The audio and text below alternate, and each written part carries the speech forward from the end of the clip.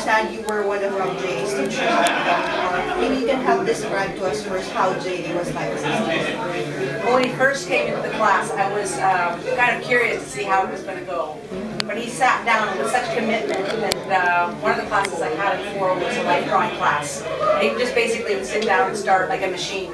He would just draw thoroughly, drinking in the figure, just working. That's why I love this little painting, because it's kind of evolved out of some of those drawings. And then I would sort of say, you know, maybe a shadow. They go, okay, and it would go the shadow. Or maybe it should have a background. Okay, it would go the background. And then later he evolved and he went into my seminar class, which was a postmodern sort of discussion, very kind of academic about the art world.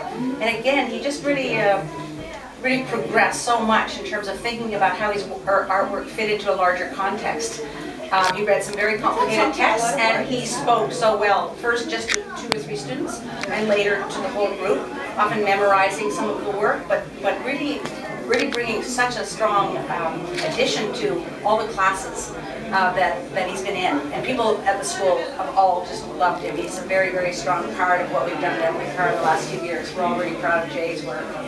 How do you feel now that he's done a homecoming exhibit back in the Philippines? He's now doing this exhibit here. How does that make you feel? Well, all my students, really, very few of them go on and connect really into the professional world. I think it's been really wonderful that he didn't lose his momentum, that he just got a studio right away. He kept his network and his connections. His family are extremely supportive, and his friends, and just continued to work, and just sort of see where it will go, see where it will evolve.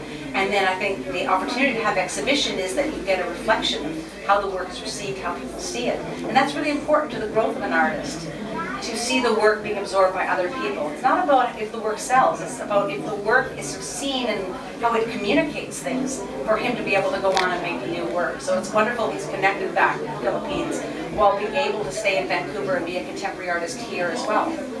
Final question, you've seen the exhibit now, you've seen the crowd, you've mingled around. How do you think he's done so far with connecting his work to the bigger community? Well, I think his talk was great that he gave tonight, and I think that the show shows a lot of development progress, and there's a lot of other former art students here tonight that obviously are still very keen to stay connected and champion on. I mean, this small series he's doing with the square paintings, I think is a very good development. I think developing some of the drawings into some of these kind of kooky paintings, I'm going to call them that, bring some of his true sort of spirit and humor. He's very funny, he's got a lot of humor in him.